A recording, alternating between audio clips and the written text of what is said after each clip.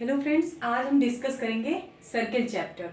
क्योंकि हम लोगों ने ऑलरेडी पढ़ चुका है सर्किल के 3 लेक्चर में। अब हम लोग स्टैंडर्ड फॉर्म पढ़ेंगे सर्किल का। ओके, स्टैंडर्ड, जनरल और जनरल में एक्सपेंशन फॉर्म किसका? Parametric equation of circle. Circle का क्या पढ़ना है? Parametric equation. ओके, तो क्या पढ़ना है? Parametric equation of circle. कौन कौन से form? Standard form, general form. Standard form में क्या होता है? कार्टेशियन फॉर्म होता है, जनरल फॉर्म होता है, और जनरल फॉर्म में एक्सपेंडेड फॉर्म होता है। तो फर्स्ट ऑफ ऑल हम डिस्कस करेंगे स्टैंडर्ड कार्टेशियन फॉर्म। ओके, तो इसमें क्या होता है? सबसे पहले हम एक सर्किल लेंगे। ओके, जैसा कि हम सर्किल चैप्टर पढ़ रहे हैं, विदाउट सर्किल हम कोई भी इक्वेशन प्रूफ नहीं कर पाएंगे। सबसे पहले आप एक सर्किल लीजिए, कोऑर्डिनेट फिक्स करिए, एक्स वाई कोऑर्डिनेट में आप इसे ले लीजिए, ओरिजिन ओ मान लीजिए, एंगल थीटा से एक यहां से ये तो हो गई इसकी रेडियस, ओपी रेडियस है, और सर्किल पर कोई एक पॉइंट पी कंसीडर कर लीजिए, ठीक है, और उसका कोऑर्डिनेट क्या मान लीजिए? X and Y. Okay, so O से एक्स एक्सिस पे चली गई डिस्टेंस एक्स और वाई एक्सिस पर चली गई डिस्टेंस वाई। तो पॉइंट क्या कंसीडर किया जाएगा? Cartesian point X Y. Okay, तो हमें निकालना क्या है? Parametric equation of circle. तो सबसे पहले जैसे कि हम कार्टेशियन इक्वेशन निकालना होता है तो क्या करते हैं? पहले कार्टेशियन पॉइंट कंसीडर करते हैं। अगर हमें पैरामेट्रिक इक्वेशन निकालना है पहले हमें पैरामेट्रिक कोऑर्डिनेट मालूम होना चाहिए। कार्टेशियन इक्वेशन निकालने के लिए कार्टेशियन कोऑर्डिनेट एक्स वाई की जरूरत पड़ती है। पैरामेट्रिक इक्वेशन निकालने के लिए पैरामेट्रिक कोऑर्डिनेट की जरूरत पड़ेगी। तो पैरामेट्रिक कोऑर्डिनेट होता क्या है फर्स्ट ऑफ ऑल ये हम जानेंगे। तो भाई यहां से यहां की डिस्टेंस क्या है? रेडियस है, ये हमारी ओपी क्या है? रेडियस है। रेडियस क्या है? ए मान लिया गया है। तो हमारा क्या हो जाएगा? क्योंकि एक्स एक्सिस को क्या कंसीडर करते हैं? Cos theta, and Y axis को साइन थीटा। तो ए कॉस थीटा, या फिर ये नहीं समझ में आ रहा अभी मैं बताती हूँ। पाइथागोरस प्रमेय पढ़े हैं आप लोग? तो पाइथागोरस प्रमेय में क्या है? अगर cos थीटा इक्वल टू लेते हैं तो आधार बटे बेस हाइपोटेनस, बेस अपान में हाइपोटेनस। तो बेस क्या है यहाँ पे? यक्स है। हाइपोटेनस क्या है? ए है। तो यक्स निकालने के लिए आप क्या करेंगे? देखिए, पाइथागोरस प्रमेय से अगर आप करते हैं cos theta equal to X base upon में हाइपोटेनस, तो x इक्वल टू क्या हो जाएगा? a cos theta, and y equal to, अगर y कंसीडर कर रहे हैं तो y क्या कह रहा है? y परपेंडिकुलर ले रहा है। तो मत करिए ऐसे। y निकालने के लिए आप क्या करेंगे? sin theta equal to perpendicular y upon में, बताइए, हाइपोटेनस। तो y equal to a sin theta. Okay, x equal to A cos theta, y equal to A sin theta. Okay, तो पैरामेट्रिक कोऑर्डिनेट आ गया हमारा कितना? a cos theta and a sin theta. x axis पे a cos theta, y axis पे a sin theta distance चल रहा है अगर पैरामेट्रिक कोऑर्डिनेट कंसीडर कर रहे हैं तब। ओके, अब एक क्वेश्चन हम लोग सॉल्व करते हैं। तो क्वेश्चन क्या कह रहा है? Find parametric equation of circle x square plus y square equal to 16। Okay, तो x square plus y square equal to 16। हम एक्स को क्या मानते हैं पैरामेट्रिक इक्वेशन में? X equal to A cos theta, y equal to A sin theta. X equal to A cos theta means what? A क्या है यहाँ पे? ए क्या कंसीडर किए हो? सर्किल का रेडियस। तो इस इक्वेशन में सर्किल का रेडियस क्या है? ये किसका इक्वेशन है? सर्किल का। और फिर सर्किल का इक्वेशन है तो हम इसमें रेडियस कैसे फाइंड करेंगे? रेडियस क्या होगी? ये होगी radius equal to R equal to यहाँ पे 4 हो जाएगा। एंड भाई इसमें सेंटर की तो मुझे जरूरत है नहीं, बट सेंटर निकालना होगा तो 0 0 हो जाएगा। ओके, ठीक है। तो a cos theta 4 cos theta, y equal to a sin theta 4 sin theta. Okay, तो पैरामेट्रिक कोऑर्डिनेट हो गया a cos थीटा, नहीं 4, हाँ of course a cos theta, a means 4 cos theta 4 sin theta. ठीक है, ये पैरामेट्रिक कोऑर्डिनेट हो गया। अब पैरामेट्रिक इक्वेशन के लिए क्या करोगे?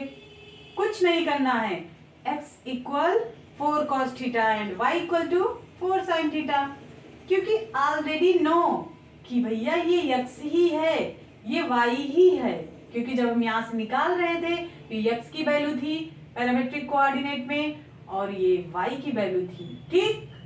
तो पैरामेट्रिक कोऑर्डिनेट निकालने के लिए उसको इक्वेशन फॉर्म में लिख दीजिए, वही हो जाएगा पैरामेट्रिक इक्वेशन। ओके, अब चलते हैं एक और क्वेश्चन सॉल्व करते हैं जब हमें एंगल दिया गया हो, ठीक।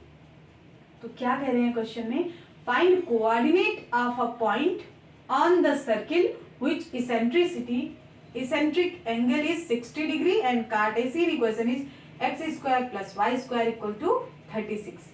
तो पैरामेट्रिक कोऑर्डिनेट क्या हो जाएगा, x y = a cos theta and a sin theta.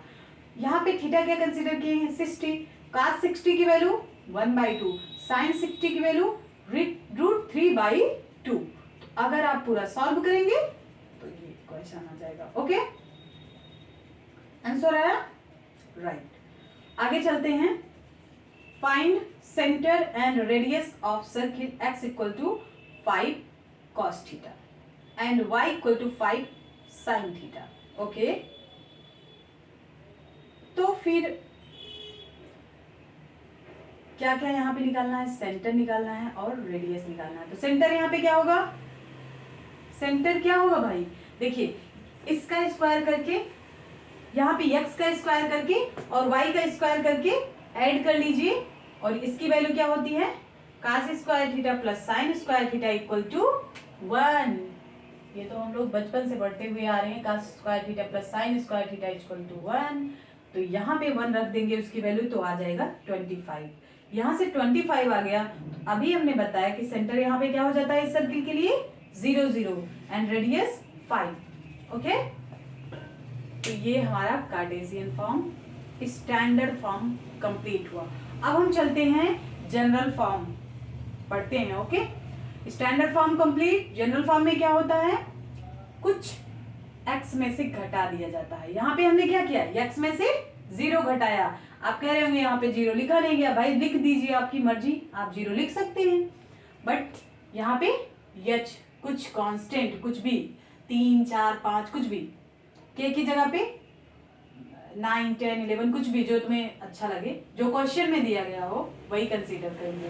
तो यहाँ से कुछ घटा दिया गया है, मतलब h मैंने मान लिया है, let us consider k a² x - h = a cos theta, क्योंकि x = a cos थीटा, तो यहाँ पे क्या है x - h, इसी वजह से x - h = a cos theta and y - k = a sin theta. यहाँ पे y है, यहाँ पे x है, यहाँ पे क्या था, यहाँ पे x था, यहाँ पे y था, तो x = माने थे, y = माने थे, यहाँ पे x - h है, तो x - h = a cos theta and y - k = a sin theta. ठीक है, ओके। x = फिर इधर लेकर आएंगे, इसको h को इधर लेकर आएंगे, पूरा पक्षांतर करके x और y दोनों की वैल्यू आ जाएगी। ठीक है, एक क्वेश्चन सॉल्व करते हैं। Parametric equation, find parametric equation of circle x - 3 का whole square plus y plus 5 का होल स्क्वायर = 16। सेंटर क्या होगा, 3 - 5, क्योंकि -g - f, रेडियस 4, a² यहाँ पे होता है, ये देखिए यही हमारी रेडियस है, ये हमारा सेंटर है, रेडियस क्या हो जाएगी 4। तो भाई पैरामेट्रिक इक्वेशन कैसे निकालेंगे, क्योंकि ये फॉर्म है, ये वाली value h + a cos theta, y = k + a sin theta, x = h + a cos theta, क्योंकि यहाँ पे h की वैल्यू 3 है एंड a की वैल्यू, इट मीन्स रेडियस की वैल्यू 4 है, तो 3 and 4 cos theta, y = -5 + 4 sin theta. Equation form में आप इसे पुट कर दीजिए। ओके, पैरामेट्रिक इक्वेशन आ गया है। अब चलते हैं, कुछ नोट लिख लेते हैं, जो कि आई थिंक हम लोगों को पता है। ये सब स्टैंडर्ड सर्किल का इक्वेशन निकालना हो, जनरल सर्किल का इक्वेशन निकालना हो, तो ये तो पता ही होता है, मैंने लिख दिया है, क्योंकि भूल चुके होंगे, क्योंकि नेक्स्ट लेक्चर में वो चीज़ें हुई थी। क्योंकि ये एक सर्किल का इक्वेशन है, ये एक सर्किल का इक्वेशन है और ये भी एक सर्किल का ही इक्वेशन है। तो सर्किल के 3 इक्वेशन को मैंने बताया है। इसमें सेंटर क्या होगा 0 0, रेडियस होगी a, इसमें सेंटर होगा h के, इसमें रेडियस होगी a, इसमें सेंटर होगा -g - f और रेडियस होगी g² + f² - c। इसको हम लोगों ने कंप्लीटली एकदम दिमाग में सेव कर लिया है, ठीक है, बट मैंने फिर से रिवाइज करवा दिया इसे। ओके, अब चलते हैं केस थर्ड डिस्कस करते हैं, जनरल इक्वेशन एक्सपेंडेड फॉर्म में। क्या कह रहा है general equation, x² + y² + 2gx + 2fy + c = 0, जो कि मैंने यहाँ पे बताया। पहले हमने इसे सॉल्व कराया, जो कि हम लोगों ने इसे किया, ठीक, ये वाला पूरा ये वाला है पहला सर्किल हमने लेकर, दूसरे वाले सर्किल में हमने ये वाला इक्वेशन लिया और इसका पूरा हमने पैरामेट्रिक इक्वेशन फाइंड किया। तीसरे वाले सर्किल की हम डिस्कस करते हैं एक्सपेंडेड फॉर्म। एक्सपेंडेड मींस बड़ा फॉर्म, तो बड़ा ही तो है ना भाई, ये सबसे छोटा, फिर इसके बाद ये, फिर इसके बाद ये, तो ये एक्सपेंडेड फॉर्म है। ओके, तो c = -g - f और r = √g² + f² - c। अब यहाँ पे बताइए x क्या होगा, क्योंकि सिंपल वाला कार्टेशियन फॉर्म में जो स्टैंडर्ड फॉर्म होता है क्या होता है, a cos theta and a sin theta.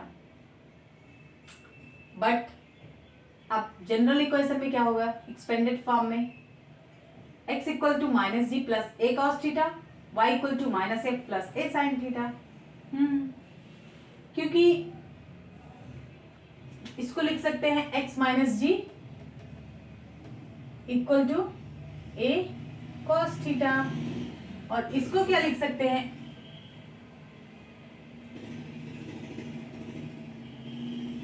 y + f a sin theta. जैसे मैंने इस वाले में देखा था वैसे ही इसमें भी होगा, क्योंकि सेंटर हमें मालूम है, तो सेंटर को हम x से ही घटाते हैं, ठीक है, इससे सेंटर हमारा माइनस में है, इधर आएगा तो ये प्लस में हो जाएगा। ओके, तो यहाँ पे x और y की वैल्यू आ जाएगी -g + a cos theta, y = -f + a sin theta. Okay, find parametric equation of circle. क्या होगा, क्वेश्चन में दिया गया सर्किल का इक्वेशन, पैरामेट्रिक इक्वेशन फाइंड करना है। सबसे पहले हम क्या करेंगे, सेंटर, और फिर उसके बाद रेडियस।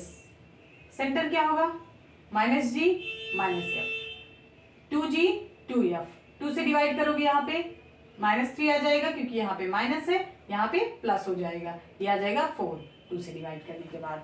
ओके, फिर उसके बाद क्या होगा, फिर equation x = -g a cos theta, a cos theta की वैल्यू रखो, वहां पे भी y = -f cos थीटा, उसकी वैल्यू रखो, आंसर। ओके, अब हम चलते हैं एक और क्वेश्चन डिस्कस कर लेते हैं। Find centre of radius of circle x = 2 + a cos theta and y = -5 + 3 sin theta. Centre यहाँ पे क्या होगा, 3 and -5, जो कि हम लोगों ने यहाँ पे देखा था, 3 and -5, रेडियस 3।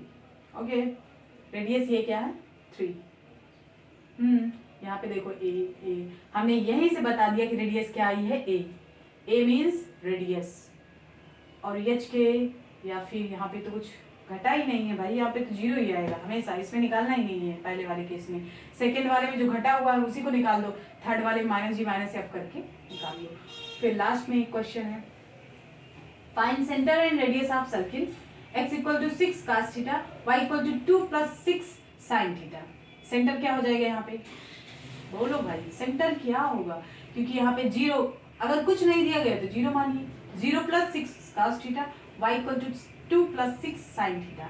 यहाँ पे क्या हो जाएगा 0 and 2, radius 6। Okay, I think आज का कंप्लीट होता है लेक्चर, और हम लोगों ने स्टैंडर्ड फॉर्म पढ़ लिया, जनरल फॉर्म पढ़ लिया, जनरल का एक्सपेंशन फॉर्म पढ़ लिया, एक्सपेंडेड फॉर्म, और इसमें हम लोगों ने इट मीन्स ये थी, इसमें कुछ करना ही नहीं है, केवल हमको ये फॉर्म मालूम है, कुछ नहीं याद करना। आज के लेक्चर में क्या करना है, ये वाला फॉर्म मुझे याद रहना चाहिए, ये भी फॉर्म मुझे याद नहीं करना, जो हमने बचपन से पढ़ा है पाइथागोरस प्रमेय, उसके थ्रू हम यहाँ से cos theta = x/a, sin theta = y/a करके हम यहाँ से भी निकाल सकते हैं पैरामेट्रिक कोऑर्डिनेट, फिर उसके थ्रू पैरामेट्रिक इक्वेशन। ठीक है, आई थिंक आप लोगों को समझ में आया होगा, so thank you so much.